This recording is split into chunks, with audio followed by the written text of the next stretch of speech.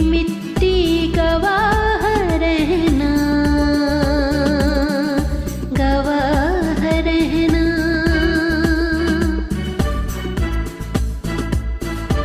वतन की मिट्टी गवाह रहना, गवाह रहना।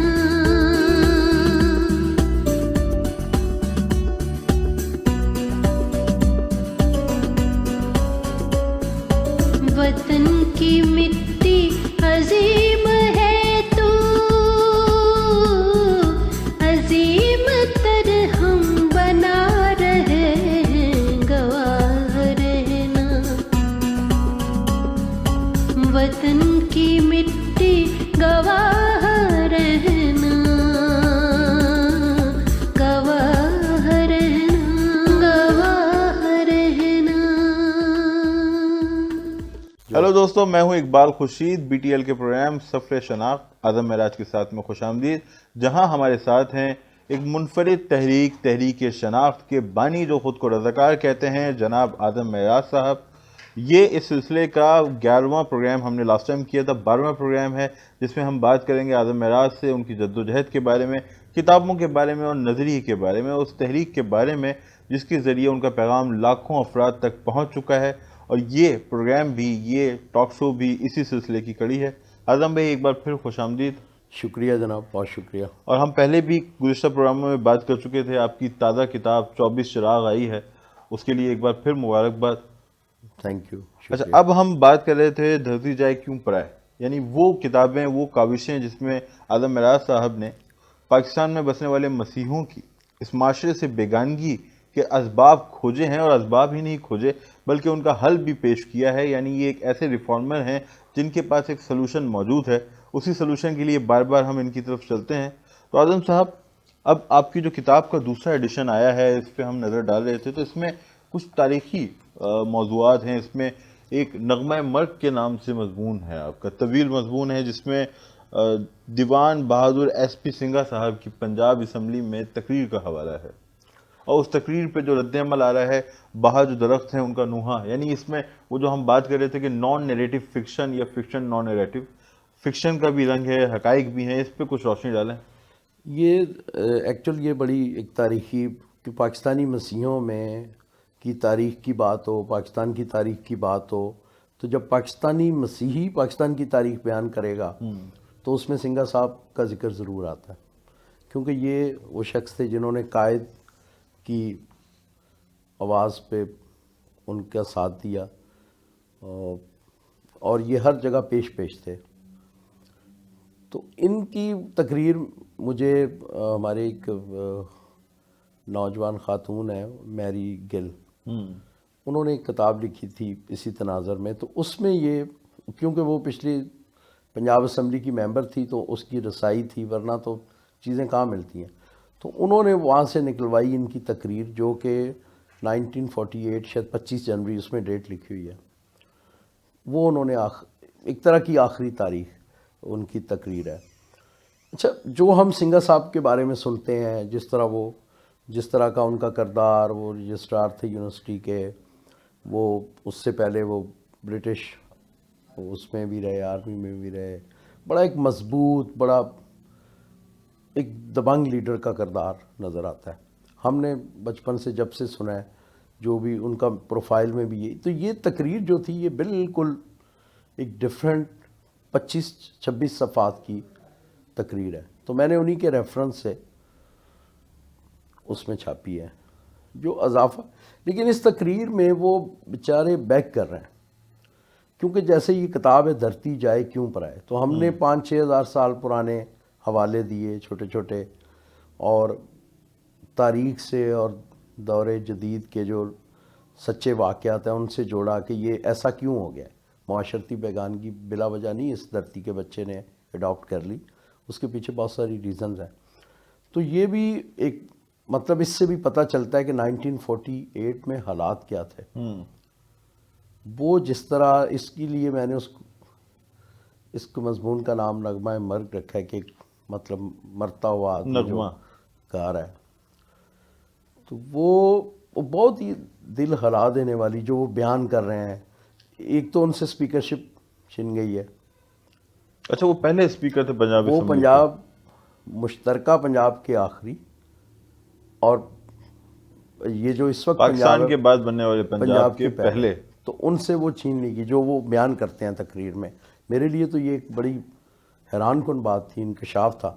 پھر اس پوری تقریر میں وہ بیک کر رہے ہیں، وہ ظلم بتا رہے ہیں کہ یہ جو مہاجرین آئے ہیں اور یہ جو انقلابی ایک اتنا بڑا ریاست وجود میں آئی ہے، تو اس میں ظاہر ہے ایک آدھ جگہ انہوں نے 60,000 گھرانوں کی بات کی ہے، وہ گھرانے جو لوگوں کی زمینوں پہ کاشت کرتے ہیں. تو اس دوران ظاہر ہے اتنی بڑی ہجرت ہو رہی ہے، اتنا بڑا ایک تاریخ کا بالکل واقعہ اتنا بڑا ہے کہ اس میں یہ 1-8% لوگوں کا کسی کو پتہ بھی نہیں کہ ان کے ساتھ کیا ظلم و ستم ہو رہا ہے. تو یہ بالکل ایک منفرد چیز تھی، اور ان کی شخصیت جو ہم نے پڑھی، جو سنی لوگوں سے، اس سے بھی بڑی کانٹرڈکٹ کر رہی ہے کہ وہ جیسے بالکل ٹوٹا ہوا آدمی نہیں، مایوس آدمی، وہ بتا رہے ہیں کہ یہ میرا کنٹریبیوشن ہے، یہ ہمارا کنٹریبیوشن ہے. تو وہ ایک بڑے اسٹیچر کے آدمی ہیں، جناب صاحب کے ساتھ ان کا اٹھنا بیٹھنا ہے، اور ان کو ظاہر ہے سارے پنجاب میں، پورے پنجاب میں جہاں بھی، کیونکہ نیشنل اسمبلی میں اس وقت کوئی مسیحیوں کی سیٹ نہیں تھی، 3-4 لوگ جو تھے پنجاب اسمبلی میں ہی تھے، تو یہی ایک بڑے اسٹیچر کے لیڈر تھے، انہی کو ساری شکایتیں آتی تھی، وہ بیان کر رہے ہیں. اور وہ مطلب ان کا جو ایک پورا ہم نے جو ایک بنایا ہوا ہے پرسنالٹی، اس سے بالکل ایک ڈیفرنٹ وہ معاملہ ہے.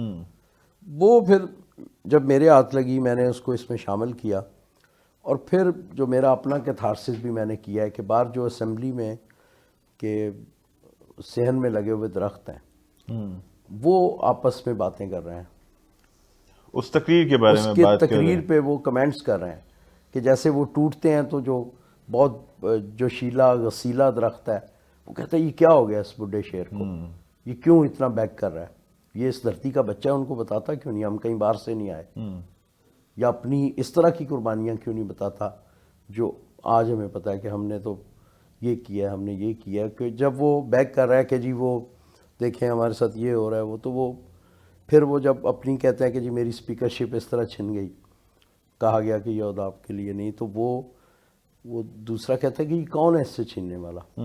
اور میرا خیال ہے اس وقت شاید لیاقت علی خان تھے وزیر اعظم. تو ایک پھر مستقبل کا درخت ہے جو کہتا ہے کہ یہ جو مذہب کے نام پہ اس سے اسپیکرشپ لے رہے ہیں، ان کو اندازہ نہیں کل ان کے ساتھ کیا ہونے والا ہے. تو اس طرح کی پھر کچھ باتیں ہیں جو آج ہمیں پتہ ہے، اس وقت ظاہر ہے نہیں پتہ تھی. تو اس وقت سمبولک وہ، تو میں سمجھتا ہوں کہ یہ دھرتی جائے کیوں پر آئے، ایک تو ہزاروں سال کا تاریخ کا جبر، اور پھر یہ بھی پہلو لوگوں کو پتہ ہونا چاہیے کہ 1948 میں ہی کس طرح نان مسلم کی فیلنگز شروع ہو گئی تھی.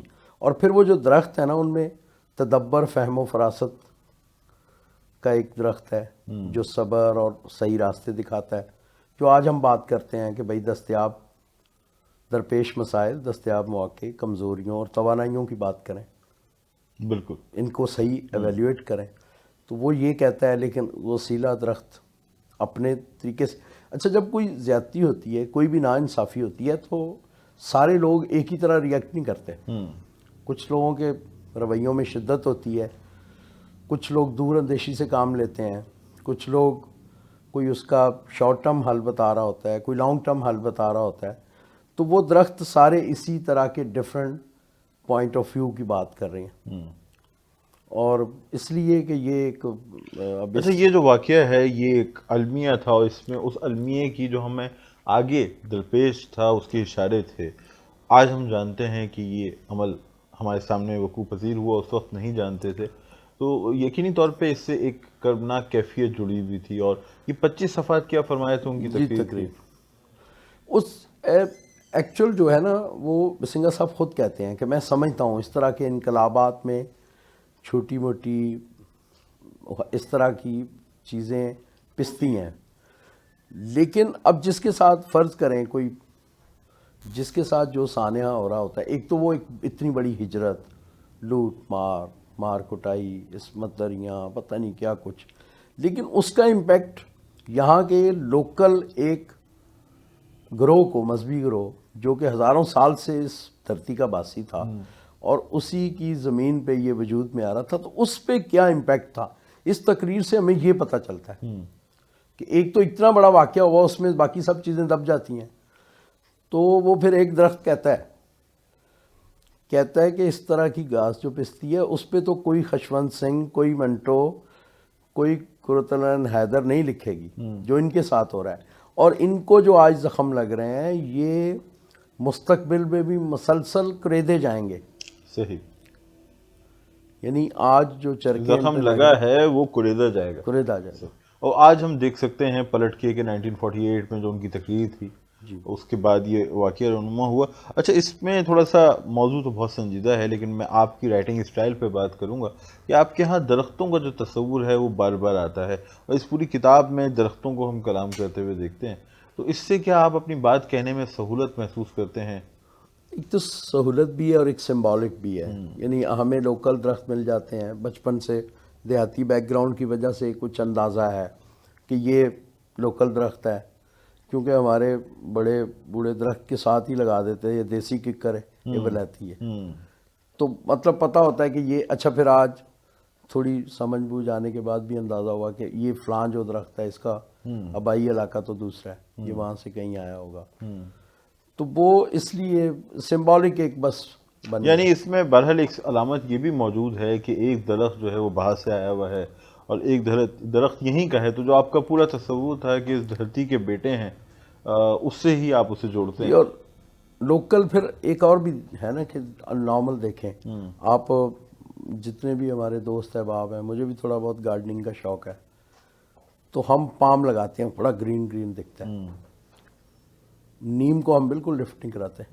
حالانکہ اب نیم کو اگر آپ کو گارڈننگ کا شوق ہے تو آپ ذرا تھوڑی 2-4 منٹ نیم کو غور سے دیکھیں تو اس کے پتوں میں ایک عجیب سی کشش ہے، یا مجھے لگتی ہے ایک سرخی مائل سی اس میں سبزہ ہوتا ہے. ٹھیک ہے، تو وہ لوکل کو ہم جو لفٹ نہیں کراتے، وہ جیسے کیکر ویکر آپ نے دیکھا کبھی کسی نے شوق سے لگایا ہو؟ صحیح کہہ رہے ہیں آپ. اس کی افادیت جتنی مرضی ہو، یا شیشم کسی نے شوق سے لگائی، ہم یہی دکھاتے ہیں اپنے گارڈنوں میں، یہ میں نے ملیشین پام ہے، یہ اس طرح کا کوئی پام ہے، یہ اس طرح کی چیزیں ہیں. نہیں، ہمارا میرے خیال میں مجموعی رویہ ہے کہ اپنی کیاری میں کھلنے والے پھولوں کے بجائے ہمیں دوسرے کا گارڈن اچھا لگتا ہے. جی. تو بہرحال اس میں آپ کا فریاد کے نام سے بھی ایک چیپٹر کا آپ نے اضافہ کیا جو سنگھا صاحب سے ہی جڑا ہوا ہے، نظم ہے.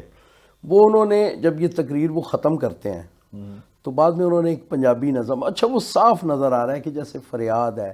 نہ ظاہر ہے وہ کوئی شاعر تو نہیں تھے، وہ ٹوٹے پھوٹے لفظوں میں پنجابی میں، وہ بھی دکھڑا ہی ہے کہ ہمارے ساتھ یہ زیادتی ہے، یہ ظلم ہے، ہماری جو ہم نے فصلیں بوئی تھیں وہ ظاہر ہے پارٹیشن سے پہلے جو سکھوں کے ساتھ مل کے حصے ٹھیکے پہ بوئی تھی وہ آنے والوں نے لے لیا، ہمیں اس کا حصہ بھی نہیں ملا.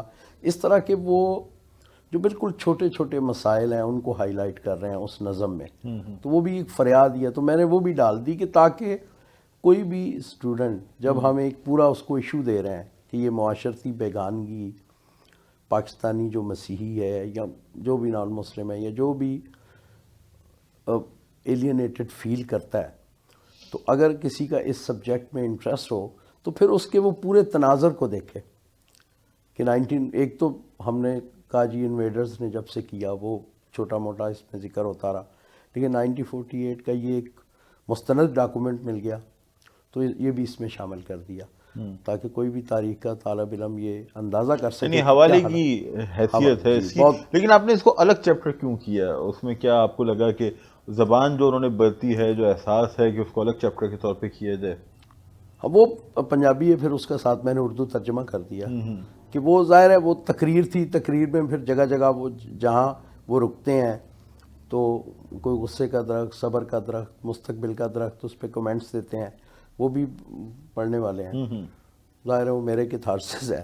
تو اس کے بعد وہ جب وہ ختم ہو جاتا ہے تو پھر وہ نظم ہے ان کی تقریر کے بعد، تو اس کو میں نے علیحدہ فریاد کے نام سے علیحدہ آپ نے شامل کیا. اچھا، جیسے میں نے آپ سے کہا کہ دھرتی جائے کیوں پرائے کے جو دوسرے ایڈیشن میں اس میں کئی تاریخی حوالے ہیں، لیکن اس سے پہلے میں تذکرہ کرنا چاہوں گا اعظم راز صاحب کی اس کتاب کا جو انگریزی میں ترجمہ ہو چکی ہے. دھرتی جائے کیوں پر آئے کہ کا انگریزی ترجمہ ہے Neglected Christian Children of Indus, a thorough analysis of the condition of Pakistani Christians, is the long-awaited English translation of Azam Merad's celebrated book Dharti Jaye Kyun Par Aaye. Real-life stories illustrate social discrimination suffered by the children of the Indus Valley in present-day Pakistan. Successive conquests created outcast communities whose Christian descendants now suffer from exclusion and a sense of inferiority due to social exploitation, suppression of history, religious discrimination, and neglect, which have imbued the Christian children of Indus with a self-destructive attitude. Self-destructive attitude is the central issue of Neglected Christian Children of Indus, the first in a series of 7 books which address social alienation. Yet, the true life stories of this book are also a SWOT analysis of Pakistani Christians that includes their strengths and opportunities, and offer solutions to the community to liberate itself. This book is available around the globe. For placing an order, you can contact on the given numbers. جس میں اضافے بھی شامل ہیں, اور یہ کتاب پاکستان بھر میں دستیاب ہے, بڑے کتب خانوں میں, بک اسٹورز پہ معذرت چاہتا ہوں, لبرٹی پہ بھی موجود ہے, اور بیرون ملک بھی آپ اسے حاصل کر سکتے ہیں. جس نمبر پہ آپ اسے حاصل کرنے کے لیے رابطہ کریں گے وہ اسکرین پہ آپ کو دکھائی دے رہا ہے. تو ہم بات کرتے ہیں اعظم معراج صاحب سے. اس میں نغمہ مرگ کے بعد نوشتہ مرگ بھی ہے, جس میں منڈل صاحب کے استعفے کا ذکر کیا ہے آپ نے. دیکھیں, وہ مجھے نا اس طرح کی, ظاہر ہے جب آپ اس طرح کا آپ کا انٹرسٹ ڈیولپ ہوتا ہے, تو یہ میں اکثر انگلش میں نا اس کا میں نے 2-3 دفعہ ورژن پڑھا. تو یہ ایک بہت ہی منڈل صاحب کی قابلیت, ان کی جو یہ باقاعدہ کوئی بہت بڑے کسی اسکالر کا لکھا ہوا, جو انہوں نے ریزائن لکھا ہے وہ 50s میں ہے میرا خیال, یہ 1950 وغیرہ میں یا 51 میں انہوں نے یہ استعفیٰ دیا ہے. اور جوگندر ناتھ منڈل ہمارے پہلے وزیر قانون, سمبولک پہلی وہ ہماری اسمبلی کے پریزیڈنٹ وہ تھے, اس کے بعد قائد اعظم سے منتخب ہوئے تھے.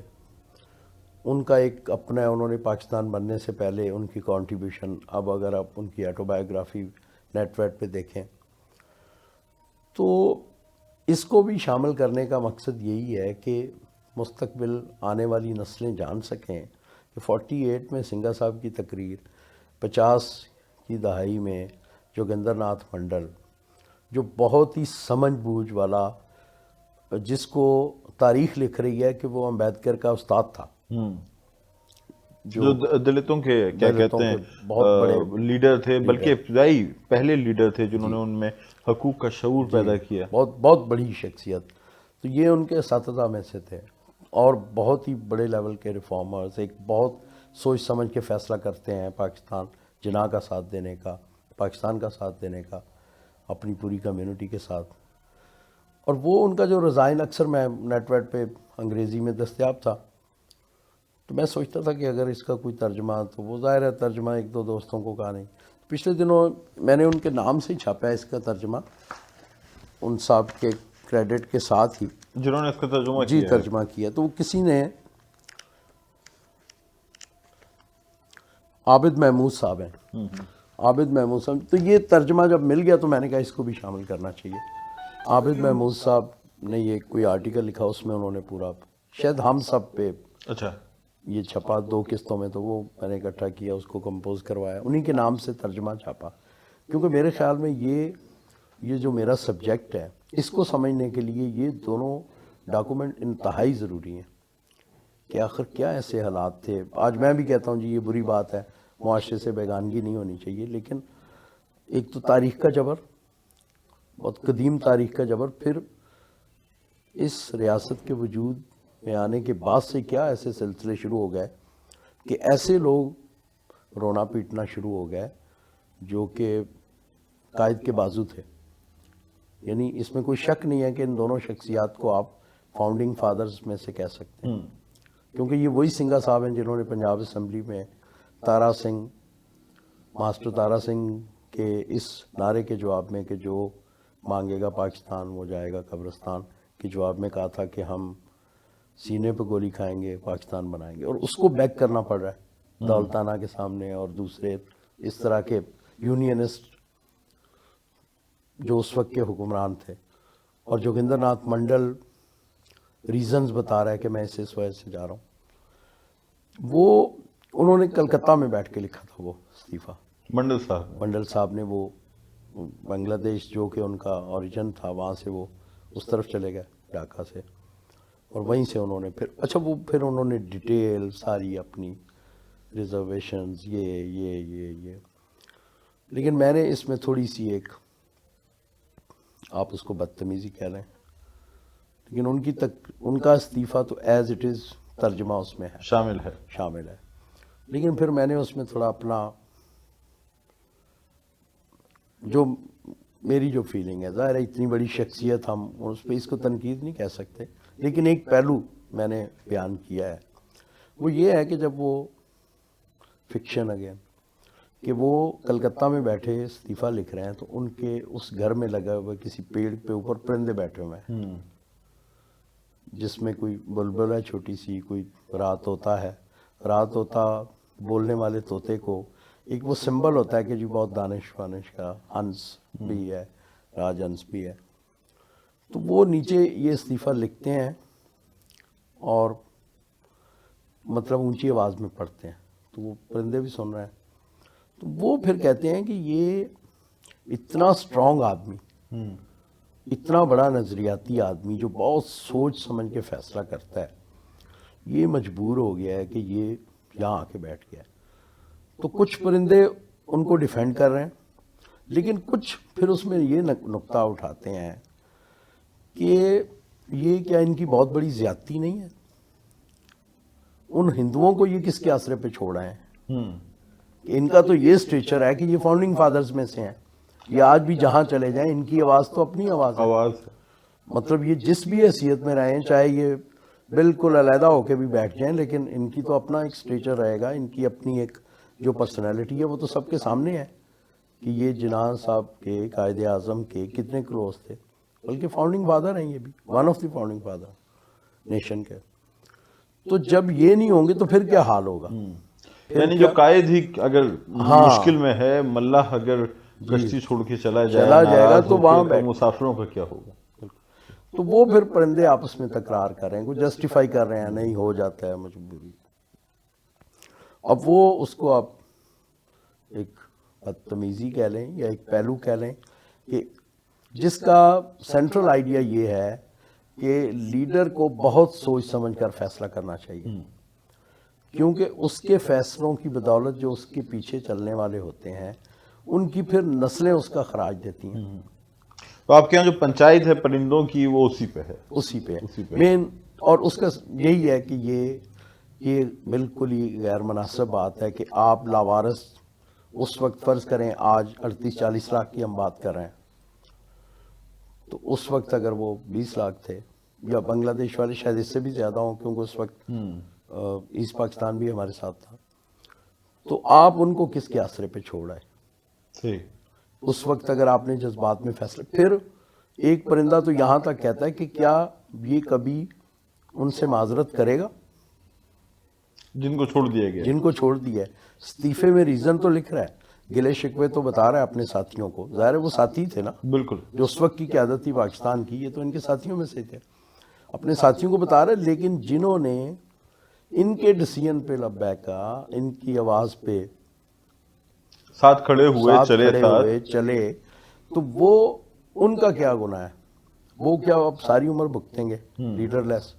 اس کے پھر وہ یہی ہے کہ بہت سوچ سمجھ کر فیصلہ کرنا چاہیے, اور پھر کر کے اس کی پھر جو بھی کاسٹ ہو پھر لیڈر کو پے کرنے چاہیے. صحیح. تو ہم تو دیکھتے ہیں کہ آپ بھی ایک تحریک کی قیادت کر رہے ہیں, گو کہ آپ خود کو رضاکار کہتے ہیں, اور آپ بھی اسی راستے پہ چل رہے ہیں. یعنی جو آپ کے پرندے یہاں بات کر رہے ہیں, آپ کی اپنی عملی زندگی بھی اسی کا حصہ ہے کہ آپ اس کی قیمت بھی پے کرنے کو تیار ہیں, لیکن اپنی تحریک کو آگے لے کے جا رہے ہیں. تو اس کے لیے یقینی طور پہ ہم سب کی جانب سے اعظم بھائی کے لیے نیک تمنائیں اور دعائیں ہیں, خراج تحسین ہم انہیں پیش کرتے ہیں. آپ اس میں سے کچھ پیس اگر ہمیں پڑھ کے بھی سنانا چاہیں, چونکہ کافی سارے حصے ڈسکس بھی کر رہے تھے جو ہائی لائٹ ہوئے ہیں. اس میں ایکچوئل دیکھیں, میرا اور کسی بھی جو سیاسی تحریک ہوتی ہے یا کوئی بھی اور کسی قسم کی تحریک, اس کو ہم تحریک ایک فکر تو کہہ سکتے ہیں، لیکن جو ایک سٹینڈرڈ قسم کے ہوتے ہیں نا فارمیٹ، اس تحریک میں ہم کسی کو نہیں کہہ رہے کہ کچھ بہت بڑی قربانیاں دیں. ہم کہہ رہے ہیں کہ یہ مسائل ہیں، یہ کمزوریاں ہیں اس سوسائٹی میں، اور یہ 2-3 راستے ہیں. ایک تو یہ ہے کہ سارے ہر وقت صدمے، مایوسی اور فرار کی کیفیت میں رہو اور نکل، تو وہ نہیں ہے، پاسبل نہیں ہے. اتنے بڑے تعداد میں اگر ہوتا تو 70 سال میں ہو چکا ہوتا. اب اگر یہ نہیں ہے تو پھر اسی حالات کے اندر یہ راستے ہیں، اور یہ روشن مسالے ہیں. آپ کے سامنے ہیں راستے، یہ اڈاپٹ کر لیں، یہ اڈاپٹ کر لیں. ہم تو لوگوں کو فیکٹس بیان کر رہے ہیں. ہم کو اس طرح کی سیاسی تحریک نہیں جی آ جائیں کوئی جلسہ جلوس کرنا ہے، آ جائیں جی ہمیں الیکشن لڑنے ہیں، آ جائیں جی ہم نے یہ.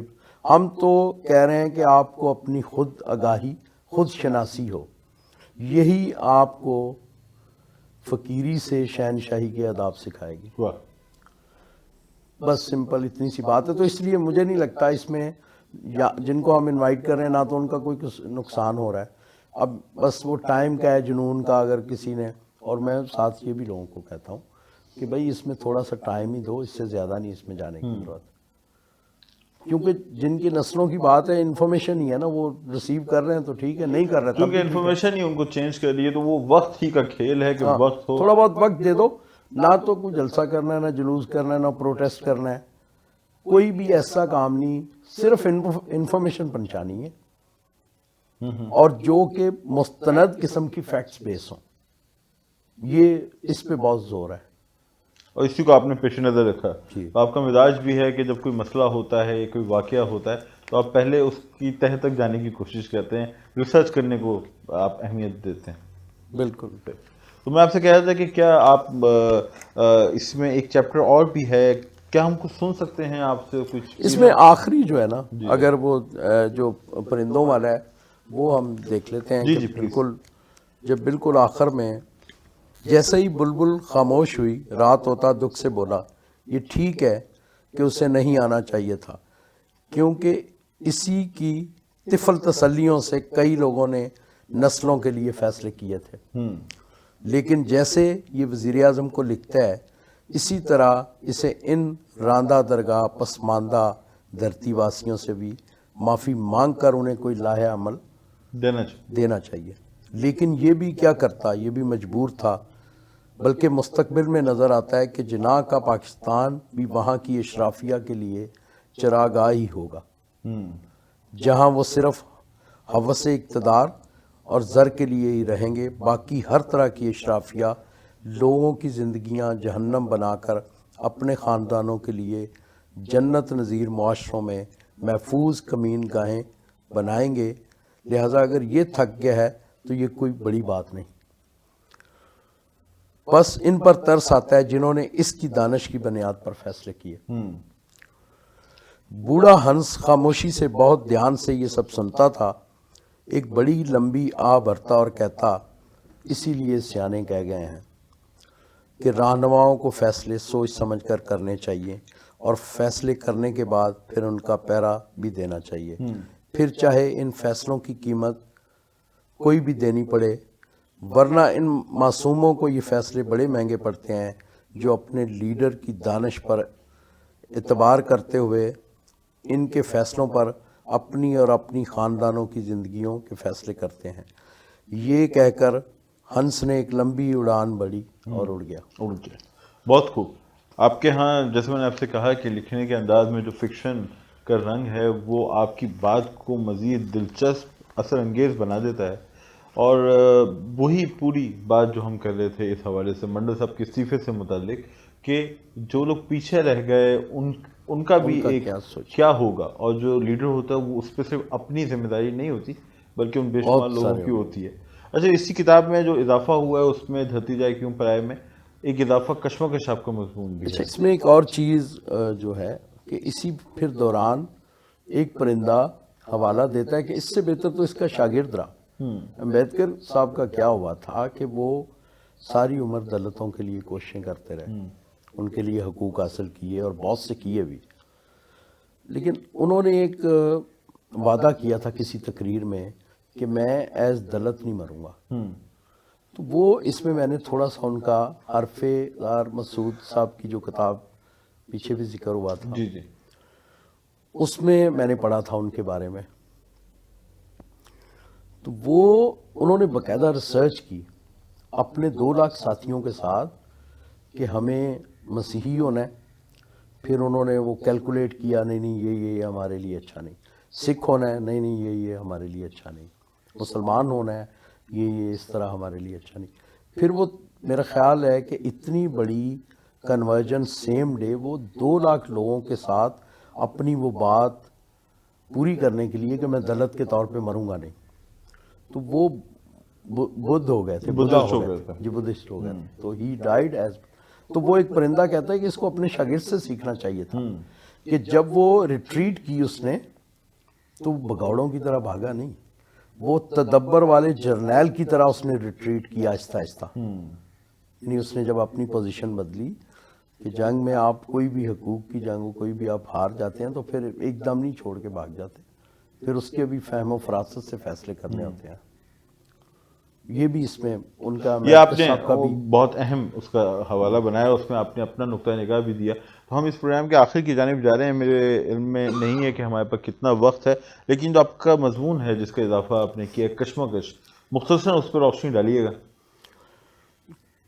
میرا خیال ہے اگر ٹائم کم ہے کشمکش, کیونکہ پورے اس ایک سمجھیں کہ بہت ساری چیزیں اس میں ہم نے ایک ہی ڈیٹیل پروگرام, بہت ڈیٹیل پروگرام چاہتا ہے وہ. تو ہم اس پہ اگلے پروگرام میں بات کریں گے. ہم اسی پہ اپنا آخر کرتے ہیں کہ جو 2 تاریخی کردار آپ لے کے آ رہے ہیں اس کتاب کے ذریعے, تو اس سے آپ کو لگتا ہے کہ آپ کی بات میں جس میں جذبہ تھا, جنون تھا, دیوانگی تھی, ایک تاریخی حوالہ بھی میسر آیا ہے, وزن بھی پیدا ہوا ہے منڈل صاحب اور دیوان صاحب کا. جی میرا خیال ہے کہ اس سے ایک اس سبجیکٹ پہ جو بات میں کہنا چاہتا تھا وہ بات بہت حد تک مکمل ہو گئی کہ دھرتی جائے کیوں پرائے کی. بیسیکلی ہم نے اس میں ریزن ہی کھوجی ہیں. جی جی وہ چاہے نارتھ سے آنے والے لوگوں کے ظلم و ستم ہو, پھر مسلسل تاریخ کا جبر ارتقائی عمل طے کرتے کرتے اور آج تک جو بھگت رہے. تو اس میں یہ 1947 کے فوراً بعد کے حالات ان دونوں ڈاکومنٹس کی وجہ سے محفوظ ہو گئے اس میں.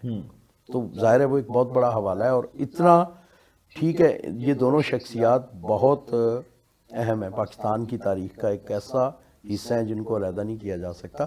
لیکن میرا خیال ہے یہ والی چیزیں عام نہیں تھی. سنگھا صاحب کی تقریر تو دستیاب ہی نہیں تھی, اور جوگندر صاحب کی انگریزی تھی. تو انگریزی ہمارے معاشرے میں جتنی مرضی عام ہو گئی ہے لیکن ابھی اتنی عام نہیں ہوئی تو اردو یا مقامی زبانوں کی جگہ لے سکے. زبانوں کی جگہ لے سکے. تو میرا خیال ہے اس سے یہ اس کتاب کے ساتھ ساتھ یہ دونوں چیزیں بھی ایک جگہ یکجا ہو گئی ہیں, اور اس کے بالکل سیاق و سباق والی جگہ پہ ہو گئی ہیں جہاں وہ بالکل فٹ بیٹھتی ہیں اس خانے میں جو کھانا شاید اسی کے لیے. مجھے تو یہی لگتا ہے. تو جناب اعظم معراج صاحب ہمارے ساتھ تھے, تحریک شناخت کے بانی جو خود کو رضاکار کہتے ہیں, اور ہم آپ کو اس کشمکش میں چھوڑ کے جائیں گے کہ اگلے پروگرام میں جو 13واں پروگرام ہوگا ہم بات کریں گے اعظم صاحب کے اس مضمون پہ, طویل مضمون, اہم مضمون, کشمکش. تو دوستو یہ تھا آج کا پروگرام. فی الحال کے لیے اتنا ہی. اقبال خورشید کو اجازت دیجیے. خدا حافظ.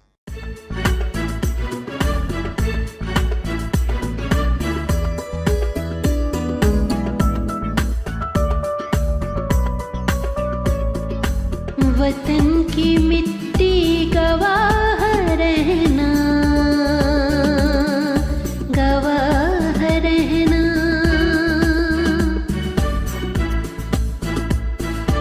वतन की मिट्टी गवाह रहना, गवाह रहना.